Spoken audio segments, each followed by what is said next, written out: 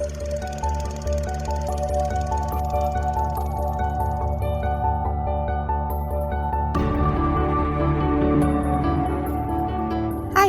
I'm Sophie. Hi, I'm Paul, and we are SP Film Viewers.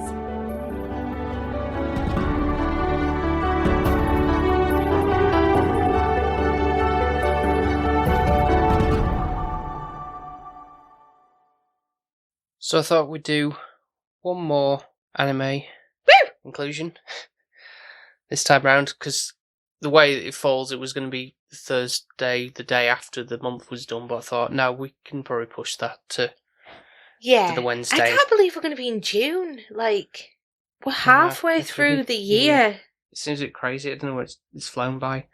It's been ridiculous, hasn't it? But I really have enjoyed, well, somewhat of this year, but more the podcast, I would say. Like, I feel like this year we've done so far so good, really, with guests being on, us, and everything like that. People, and anime, I feel like that's something we could definitely do year on year for quite a while. Yep, even if it'll get to a point where it's like, just covering things that we have seen and we want to talk about. I think that probably might become the case. But yeah, no, it's been really good. But I went ahead and was thinking of like what one to do. Was it going to be something that we'd seen before, or like, okay, there must be like other ones that, you know, I can access that maybe people don't know of, or something like that we both haven't seen before, that I haven't got on my shelves. So I went with the idea of this rental disc service I use called Cinema Paradiso. Just sounds so old school, doesn't it? Like a bit of a blockbuster, or what Netflix used to be, where Well, they used to send Red Letter Day or Red Letter Box or Love Film, that was it. Yeah, that's what it was. That's the one. Yeah, something like that in the UK, but before that went out the window, really. But so I had like a list of things I already got on the rental list of like, okay, like 10 animes that I'd got on there. See what fate decides to prop through the letterbox. And so we're going with this film, which says from 2022, so a fairly new one as well. It is, yeah, we're in 2023. Yeah. So whether that's, I'm assuming that's where in Japan, like maybe Suzume was, I think. Yeah. It's called Goodbye Don Glees. I'm expecting it to look beautiful, if it's really current. Yeah, it should do. And the storyline or the synopsis on Google says, it is about a trio of misfit teens who embark on a life-defining forest adventure while attempting to prove they didn't cause a local fire. I feel like I'm getting Goonie vibes. Is that the Goonies or like Stand By Me type? Yeah, that kind of vibe. Yeah. Is straight away kind of popping into my head with messing around in the woods and teens and... Yeah. But yeah, no, I'm but in an anime sense, yeah. Yeah, so it shouldn't be as and as well, it would be nicer, I'd have thought, because it's our culture instead. I'll show you some not our culture, should I say? Pictures, so that, it should look pretty pretty. Oh, it's going to look beautiful. Yeah. Oh, I think a boy's wearing a dress there as well. Unless that's a girl, I don't know. Don't know the characters yet. It looks really pretty though. Yeah, I mean, I've not, like, the name came up, I don't know how I came across it, but it was on the list. I think it said it was, like, recently just come out on Blu-ray over here, so it must be on the, like, the new releases page or something. So, that looks something like that to the thing for it to, the draw to pick out from. So, I'll go with it and see what we make of it, and see if it's a recommendation or not. But yeah. Because we're watching it both together with fresh eyes, neither one of us have seen it, so... Yeah, like we've done with Suzume and other things, so... Yeah, looking forward to it. Yeah, great stuff. Right, let's get on with it. Your dog is cute, your kids are adorable, and your cat really does look good in that tutu. But there's only so many times you can talk about how cool velociraptors are, or how much you want to rub that fuzzy belly. How about a podcast with extraordinary people and scintillating conversation? It's The Derek Duval Show. Find it at DerekDuvalShow.com, Apple Podcasts, Spotify, or wherever you find your podcasts. And no, I will not be attending your cat's quinceañera. And we are back having now watched Goodbye, Don Glees. What do we make of it? I don't know. I think I'll start off with saying it's hard not to see some, or quite a lot of similarities to what Stand By Me is, which I know we've covered. I don't think I appreciated that, though.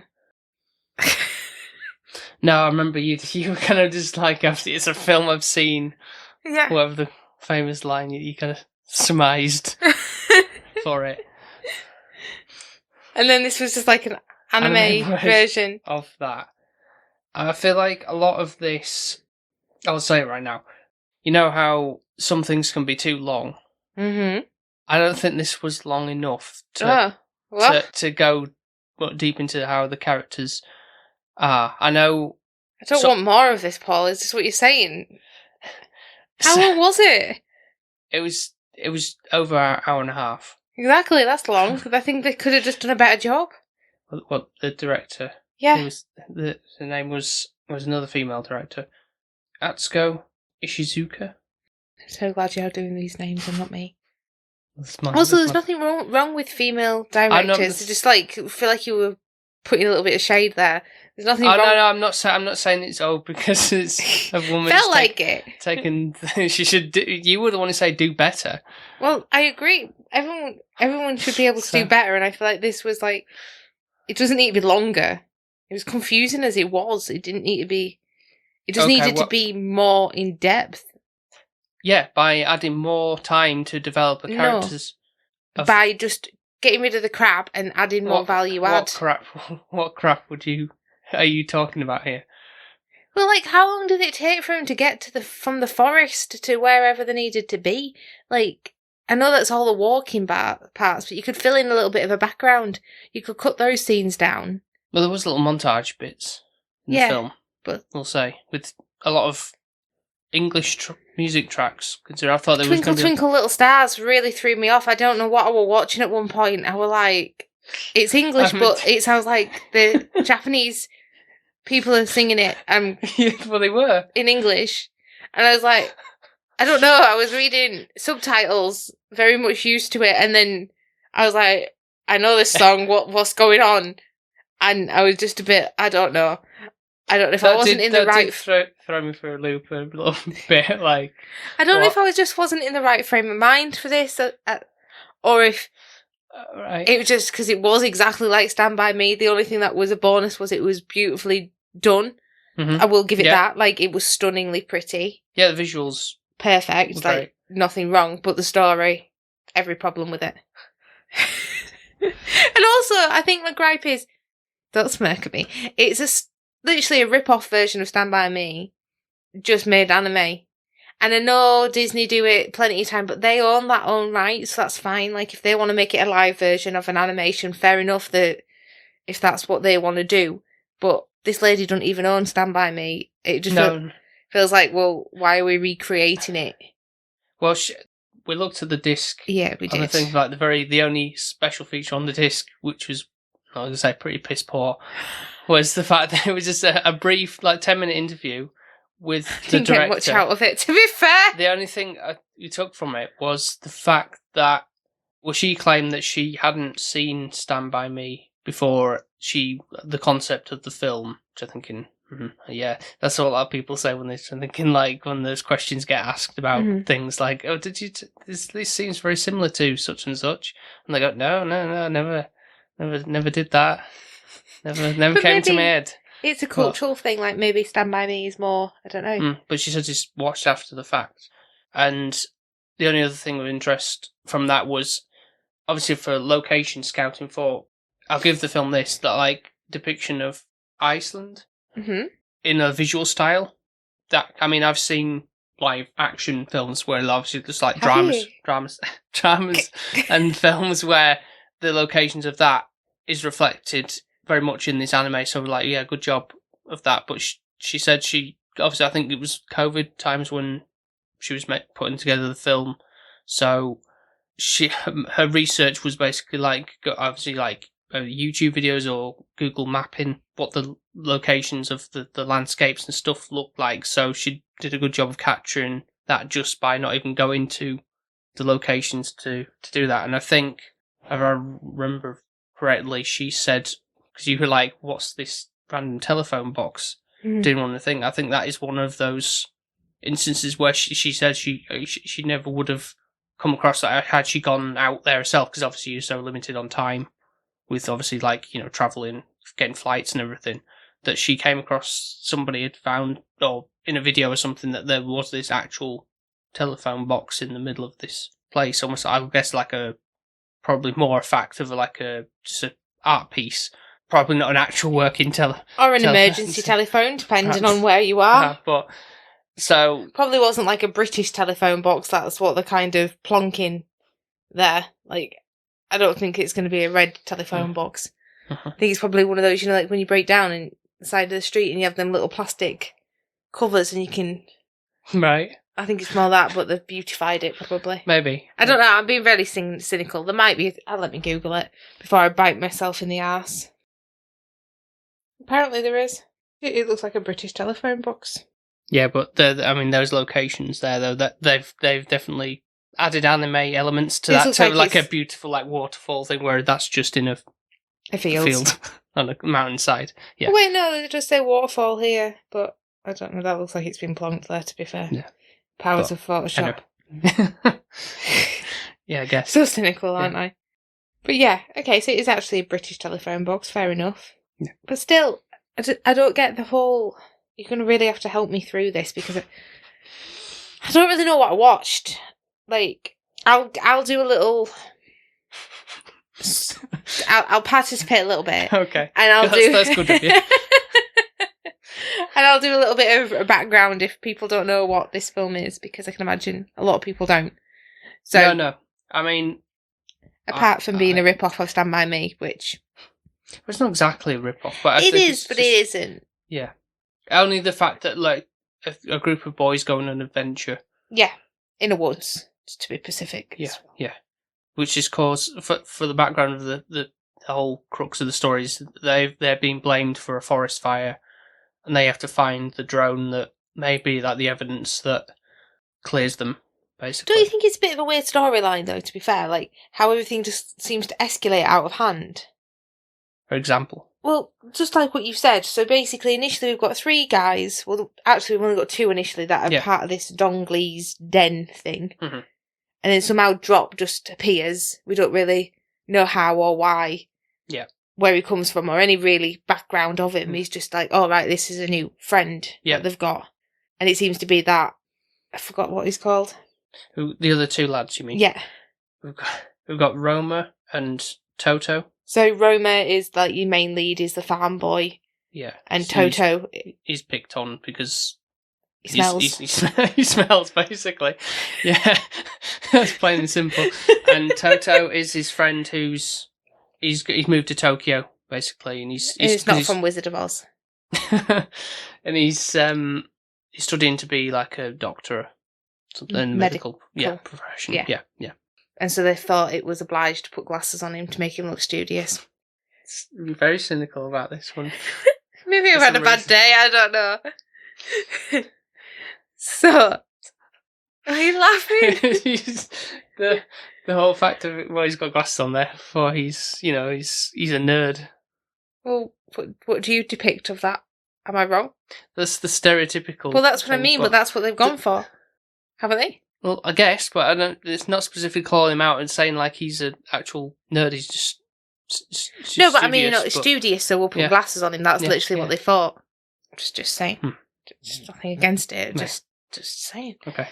So basically, them 2 are quite close initially from the get-go, but obviously Toto is seeming to want to be moving away. Mm-hmm. He wants to be kind of more sophisticated, he wants to fit in, and he wants to focus on his medical career and all of that jazz. Yeah. So I think Roma has decided to kind of get Drop kind of involved in the gang, kind of make it more interesting, and seems to be more pally with Drop than Toto. Mm-hmm. So they have this den in the middle of the woods, and it's to do with a festival that they've got going on, and they're not allowed to join or they're not welcome or for whatever reason. It doesn't really tell you why they can't go. Like, do you need a ticket? Can you not afford it? Like, are people literally going to say, no, sorry, you're not welcome here? I highly doubt it. Yeah, I feel like it's just a party that you're not invited to, but doesn't seem like meant to be like, it's not like a club thing where you like... It's just on the street, like, literally you could go. Other than they'll beat you up if you get anywhere close to us type of thing. But so they've got this... They seem to have this theme where with this festival, they do their own little fireworks, and it never works out because they're always really cheap. So they were hoping to do a better one this time, but then they still bought crappy little ones from that, like, no, expired. Old. Yeah. So they bought a drone as well because they wanted to see the visuals of the fireworks. Yeah. Sadly, sunk all the money into this for getting this drone and everything. It all goes pair up. Basically, they lose the drone. It can't even fly it because obviously that's cheap. There's no fireworks. It don't really go well. Also, the two boys are dressed up. So you've got Drop and Toto dressed up as women. Yeah. Making exaggerated anime style. Yeah. Making, like, him look like the best mate look like he's, dishy and doesn't smell and he can catch a girl. Yeah. So they're still dressed as women while they're messing around with fireworks. Like... Yeah, so that explains the beginning part of me going, oh, there's a girl in it, and there it wasn't. Right. In this pre-ramble. Okay, right. Okay, yeah. Although there is a girl of interest for Roma, though.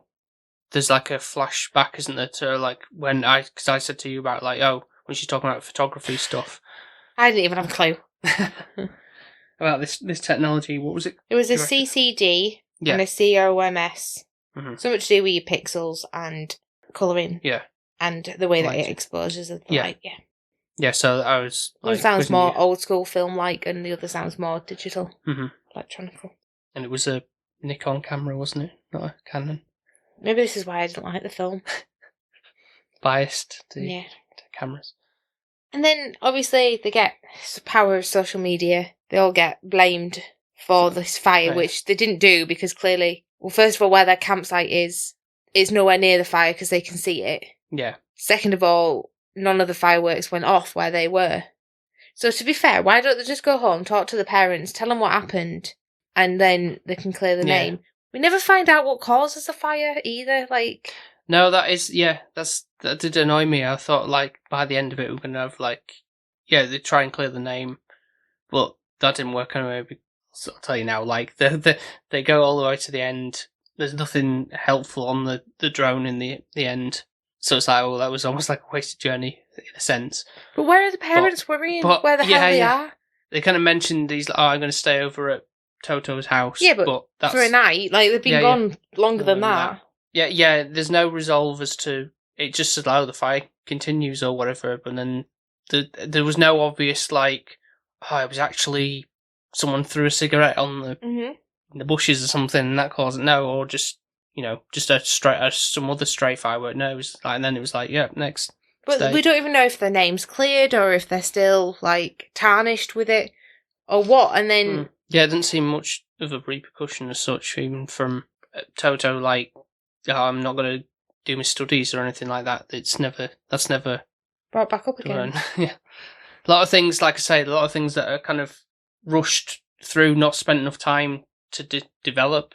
And they're crammed into the film, and it's like, if you had more time to do it, they're probably more fleshing out of your characters a bit more, or more resolve rather than just, quick, get to the end with a... I guess, but then also there's other parts where they fall into like a waterfall and you get this like, oh, look, we're going to be drowning, and then, they fall down, and it's like, that wasn't that steep, and these meant to be comical kind of things, where it's like, well, what value does that actually add? Because I not have a bit more of, the fire was caused by whatever, or Drop was a school friend, or like... It's adding more content. Dramatic. I say dramatic because obviously, yes, at that point you're thinking, there's a steep waterfall, but then it's like, it's just only a very small, shallow I feel waterfall. But to add those anime elements where they can be very expressive, there's a lot of this I'll say as well, like in terms of visuals and stuff, like, with facial expressions and stuff, like they're approaching a bear for one thing, and they're like going and a lot of kind of scared stuff and overreacting, doing the spraying was it? It was actually it's supposed to be, Hairspray. I guess it was supposed to be like pepper spray or something. But it was actually hairspray, and they still get them in their eyes and like thing. And then obviously the hair spikes up because it's sprayed so much. Yeah. All that kind of stuff. Or stumble through the forest and like, oh, there's the fire safety people. It's like, oh, run back and do all the kind of exaggerated movement. So at least there's a lot of movement. What a line! I'd hope it moved because otherwise it wouldn't be a film. You know, by that I mean that's as bad as it was a film I watched. It had expressive movement. Is I mean, like you didn't say that initially. You said it had movement. I'm sorry. Expressive. Clearly, you didn't know what I meant by that. In my like, oh, you read my mind. Because I was looking for the word to describe it, but all we came out was movement. I'm so sorry I didn't read your mind. I'm not telepathic. And I'm sure the listeners aren't either. Oh dear. I really wanted to enjoy this as well because it was like, oh, special edition Sophie, we're doing another one, and I was like, yay! And then I was like, oh, okay, this is not really what I wanted. What did you want then? What did you expect? Not from this, I didn't, but I don't know. I just wanted to Studio Ghibli, I'm not going to lie. Right, do you think if, say for instance, that this was tackled by Studio Ghibli instead of the anime studio that developed this, do you think that would change your opinion, hypothetically speaking? Is the story the same? For the most part, obviously, I wouldn't be as exaggerated, would it? Because obviously that's not Ghibli style. There'll be a little bit, but you know, like in terms of how they are expressive with their facial movements. I think it'd be cuter. I feel like it would be more coherent though if it was a Studio Ghibli movie. Do you think? Yeah. Depends, because obviously there's things like the one that's very different artistic style, the Tale of Princess Kaguya. I bought you that. Yeah, they're right. Well, it's a different sort of style, isn't it, from what normal Ghibli is? Yeah, but it's really beautiful. Isn't she a seed? Yes, that's right, yeah. Yeah, it's lovely. I love that one. Don't have any problem with it. I think it's still beautifully done. There's a moral of the story. It's really sweet. This, I feel like you've got a sympathy part with it, but it happens so suddenly that you do, and you're not really. I haven't really bonded with like Drop. Exactly, that's what I'm saying about the whole length of the story. There's not enough time. It's kind of like touching upon like what his backstory is. It feels like how the Digimon did it. It's just like it feels like it's cut too harshly sometimes. I wouldn't say that, but like you just kind of don't get any background. It's just like, oh, this is Drop. This is a new character. Right, we'll just drop him in, literally. There's where the name came in. Maybe. Like, oh, really, we need another character. Right, what can we call him? I don't even understand why his name is what his name is. No. I feel like he's a nice character, but he seems like the most grounded, the most earthy, kind of just wants to enjoy life and experience it to the fullest, and I feel like that's great. But obviously, I don't even know if he has like an underlying ailment. You said you kind of picked up on that. I didn't. It's like from the very get-go, they said something along those lines. It's hard to think that someone could die at such a young age or something.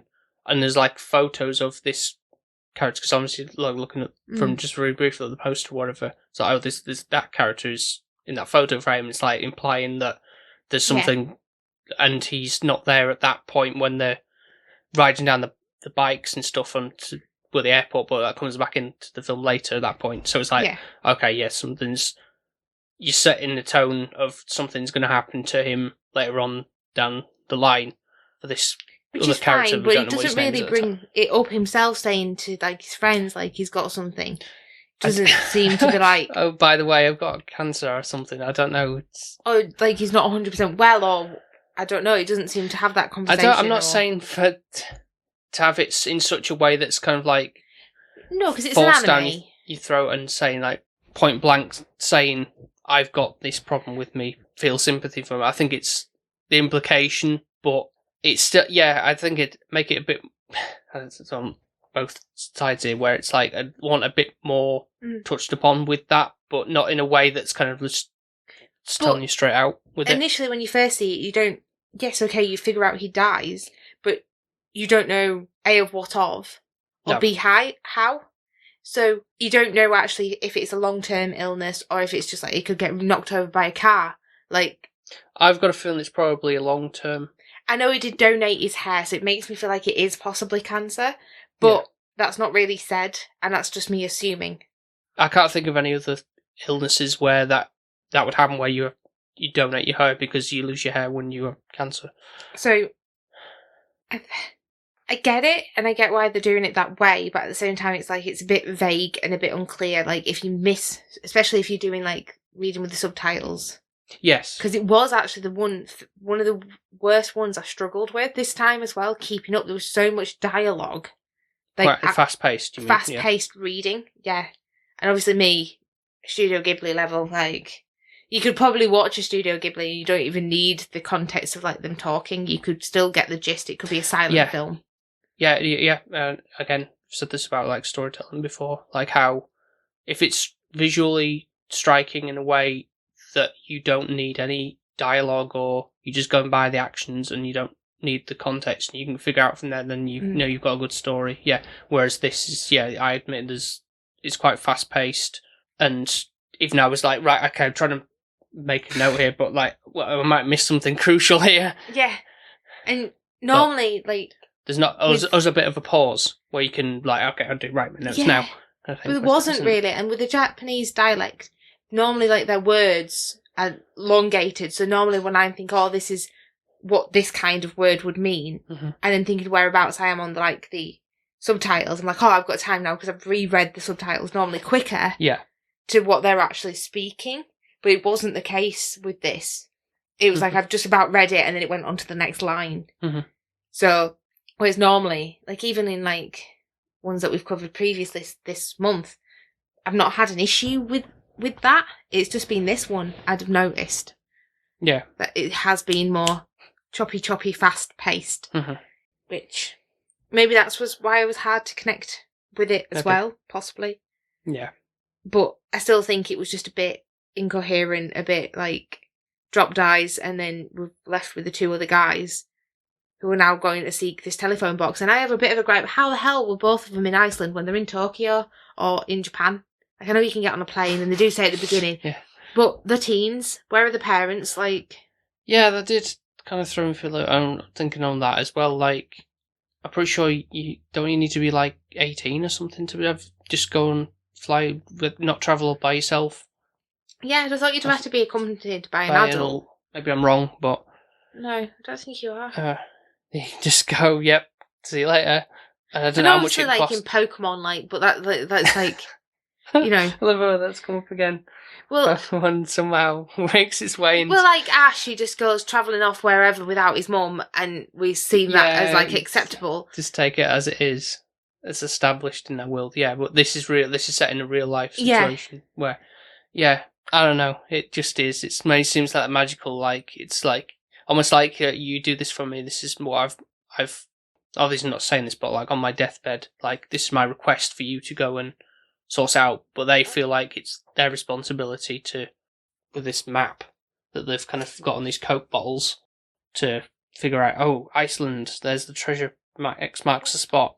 Type of thing, and then go right. We're gonna go to Iceland, and like it is a sweet touch because obviously Drop always says he wants to find his treasure on this planet, and I think treasure for anyone can be different. So some people it could be money, other people it could be a loved one or like a partner. It could be an animal, a pet, whatever you. Yeah. Everybody's treasure is different, and everybody's purpose and reason to be on this planet is different. So it's sweet that he was obviously this kind of location that he'd been to prior. Yeah, his grandma lived in Iceland, so... And obviously they were trying to ring this girl, so it kind of all somewhat links back. Yeah. And they rung the wrong number, and they were dialing Iceland, and it was that phone box. Like, miraculously, that they were ringing. Set of all the phone boxes in all of Iceland just happened to be that one, But their story, that's just how it is. Who was ringing on the other line then, when theirs was ringing? It doesn't... Or was it dropped from heaven? I don't know. And then it kind of just ends, and it's like... You know what, I can't even really remember what actually happened after that. No, I think they just answer the phone and they're in the phone box and that's it. Well, they answer the phone and nobody answers because it rang off by the time they got there, and that's like kind of it concluded, I believe. Well, that's where my notes get to. For you not to know the ending, I know that says something. Yeah, I obviously remembered that part where For it's me, like not thing, knowing. but I literally don't know what the cut-off point of like credits roll. I was grateful when the credits rolled. And that's an anime. It's the worst one I've seen to date. Like, wow. Despite the visuals. The visuals I can't fault, but like normally with an anime you get this like good feeling of a moral behind it or a reason. I just don't really feel like I got the purpose of it. The only thing I can maybe sort of say there's the moral or the meaning behind it is what kind of what you're saying about just before about the treasure, like people are different sort of treasures of what they want, what they're after, what they want to achieve. I think it's partly down to that. It's like, you know, just embrace. You don't have to be like literally going out for treasure. You're like a pirate type thing or anything like that. But obviously it turns out that for Drop, it was just the spending time with these two boys that he kind of spent the summer with, basically. And that was enough for him because he obviously was on a timer with his life, but he's like, thank you for, you know, hanging out with me, but essentially, really. So it's kind of like just enjoying what you've got. While you've got it. While you've got it, yeah. I get that. Also, I think there's also partially the maybe not truly appreciating. It's weird, like, it sounds backhanded, but like not appreciating how small you are in the world. Because when they were like looking back on the footage of the drone captured, and it's like up and up, it was flying, and you see all the lights from the town, city, whatever, and like, oh my god, like it seemed really small in comparison, and obviously the skyline with all the stars, with like billion stars and everything when they're out in the woods and stuff. And it's like it's like one of those things that obviously like you would realistically do, because obviously not much else to do in the woods. You'd be like on just like lying back and looking up the sky and having those moments like realization that you are quite like a small speck in the universe, and then maybe from that it's like you are not that insignificant. You can do something with your life. You can achieve so much type of aspect, and you know, you put your mind to doing that. Perhaps that's what it's trying to go for in a way. But we all have a part in the world. Even though it's like I say, like Toto's like, I don't want to do these exams and thing. Maybe that's it for him. Him going on this trip is like, it's not all about that working yourself to the bone. I just want to do something else completely. Yeah. Just want a simplistic life or something like that. There's all this pressure that he's putting on himself and his parents putting on him, that kind of stuff, which is fairly common, I think, with people who have that studious nature, and parents who are also really want the best, but they're kind of forcing that on them to do. You've got to do well, that kind of stuff. So there's development for all the characters in a way. There is, it's just not shown. I feel like it is sort of, but it's just not enough of that shown, really. And the resolve of because it doesn't feel that impactful at the end, despite all that what I've just said. Like, with the whole, like, oh, the drone didn't have anything to clear our name, but at least we had a good time type of thing, but it didn't feel like anything more than that, unfortunately. Yeah. You still don't know what the outcome of that is. Yeah. Either. That's what I mean, yeah. I feel like some morals, but they're not that impactful, sadly. It wasn't like crying at the end like they were doing or anything like that with the... No. And I'm a softie, like it would, if it were going to touch me, it would touch me. And even watching this like in a cinema environment, I don't think it would make it much difference. It wouldn't change how I feel, I don't think. No. So the only other thing before I guess we go into you get anchoring to get to the score. I was just going to say, so we're going to do scores because I know you're going first, aren't you? Oh god, yeah. Well, no, the only other thing I was going to say was, what's the connection with what the name of the film? Why is it called Goodbye, Don Glees? What does Don Glees mean? You're asking me? No. I don't have the answer. I've got the answer because I knew that was like, obviously kind of important because, like, in terms of like that seems like a strange title, but I think they refer to dongali, meaning acorn. Okay. That's their Japanese word for acorn. Right. So they are like, there's only 2 of them. I feel like maybe it was more impactful if there was actually more, like 4 or 5 in the group, like in Stand By Me. There's more of a collective group rather than just 2. It's not really a group, is it? No.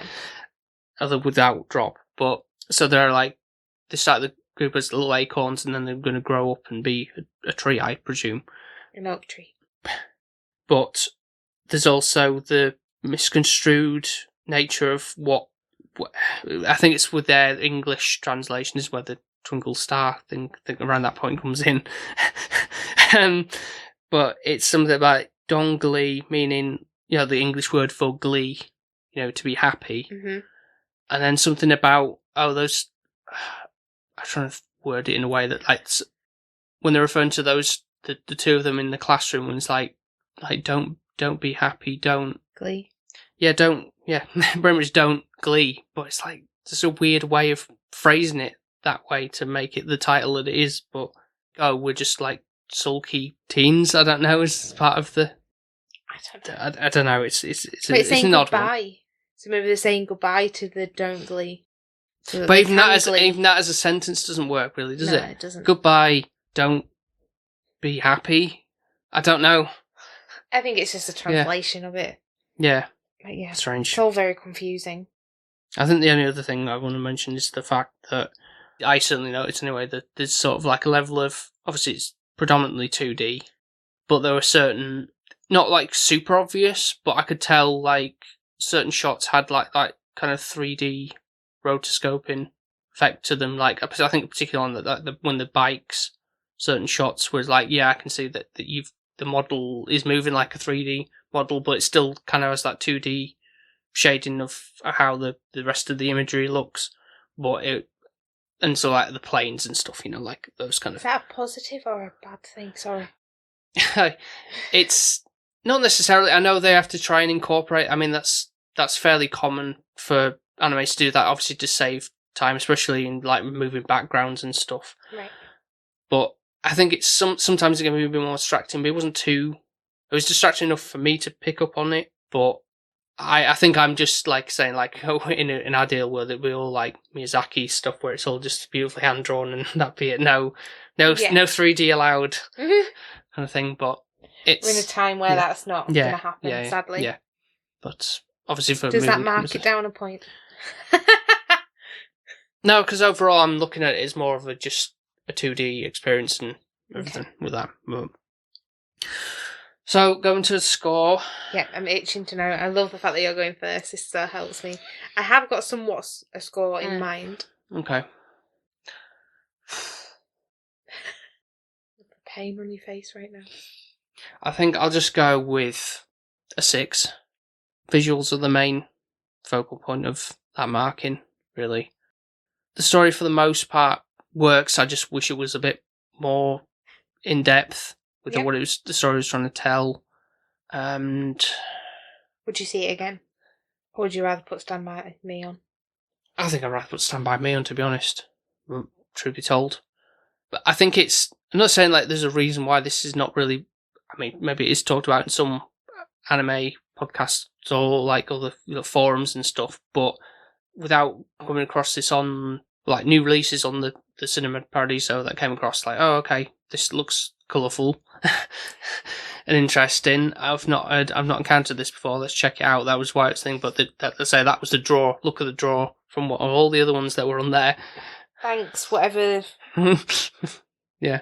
Provider you pay to give us films. Yeah. So I don't think I would certainly rush back it to any time soon. But I'd never watch it again. I've seen it once. It didn't leave that much of a thing like, oh, can't wait to see it again. But no. Right, what's your score then? It's going to be... I was considering a 6, but now you said a 6. I'm like, maybe that's too generous. So I'm gonna go 5.5. Okay. I'm not going to diss it too much because obviously there is worse films out there. Yeah, and this isn't one of them. But also the visuals are very, very beautiful. Strong, yeah. But storyline, concept, it's just a bit wishy-washy. And if people don't know what wishy-washy means, it's just all over the place and just Yeah, very it's just spread here very and thin. there. Yeah. I feel like I'll just keep coming out with little sayings that Yeah, make yeah, no yeah. sense, and that's just because that's how the film makes me feel. Okay. I don't want to reiterate everything that you just said because I agree 100% with what you're saying. Mm-hmm. It just makes me want to do anime next year better with a closing film where it's not one of I these. get you. It's a shame because it's pretty much brand new. It's 2022. Yeah, it was a new release. And I was really excited to see something new, different, and it was just a bit like, it kind of let me down, I guess. Feel a little bit deflated. Well, sorry, that's not your fault. But you know, you don't know again, until you some try of it. Some of these anime, even you might think that they can be a bit of a gamble sometimes, just like anything. Don't always hit the mark. You set me with high expectations for Studio Ghibli. Like, it's your own fault. Yeah, that is obviously like one of the benchmarks, best. and also with like Your Name, mm-hmm. with you that. Yeah, you've set me at a high. Yeah, those standard. are like the top. And then this is ones. like way down. It is what it is. Yeah. And well, I hope everyone has enjoyed anime and the extended version. I feel like we've been a bit sassy in this, so it might get some laughs either way. Yeah, I wasn't expecting you to be so grumpy. Sort of ripping it a bit. Just don't know what I watched. Yeah, but I think, and also the I can't get over like the Twinkle Twinkle Little Star. It really did like throw me for a loop. Me. And when this song continues and they're trying to open the can of whatever they're trying to eat, like straight in the faces, and it's like, okay, right, whatever. Very bizarre. Yeah, there we are. Obviously meant something to Atsuko, anyway, to have that song part of it. Maybe they sang it when they're little. Don't know. I'm sure there's a Japanese interpretation of it though. I'd have much rather had that, and it's that, and I'd be reading it as Twinkle Twinkle, unless there's not a word for twinkle in Japanese. I don't know. Maybe not. Sometimes there isn't. But I'm sure there would have been for star.